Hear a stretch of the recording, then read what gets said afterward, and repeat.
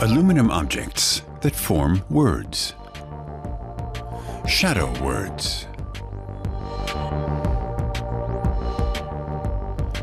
Sculptures that are shaped in such a way that their shadows create sentences or pictures. But light is needed to reveal these hidden images. Where there's light, there's shadow. Belgian sculptor Fred Erdekens is interested in their interplay. He beams light onto the objects at a 45-degree angle. I want this to be a correct T. It looks like a little bit like a T, but not exactly. So when I could turn it a little bit, the T will appear.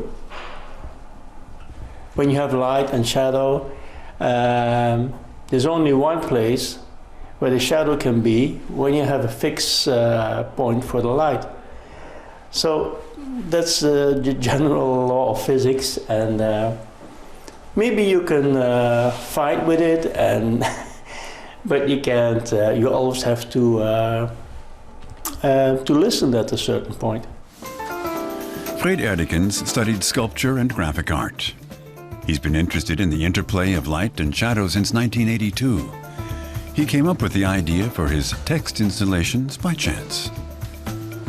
I was working with leftovers of metal sheets and so on, and all of a sudden I saw the name of my daughter, who was just born.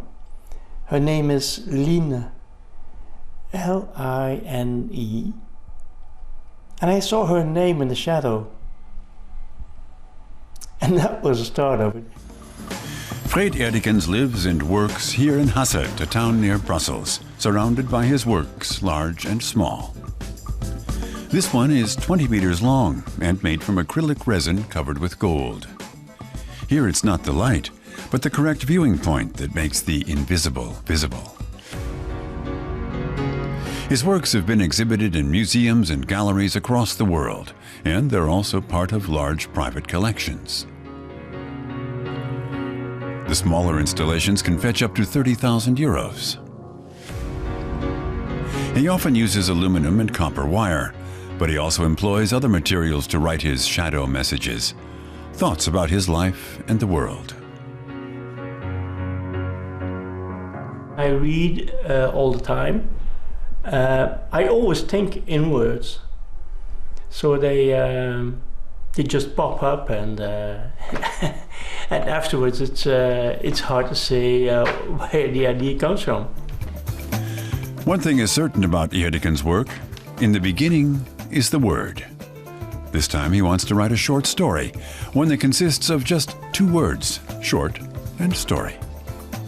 He's pretty much optimized his wire bending technique, which seems quite straightforward. When I bend this, I bend it like I write. I have to bend it with the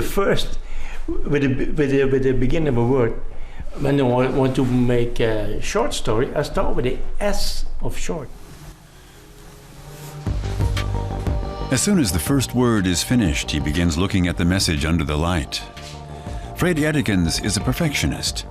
He may destroy his wire objects and start over many times before he's satisfied with the result. Fred Erdekens' art is more than just sculptural forms. It's poetry, thoughts conveyed in light and shadow.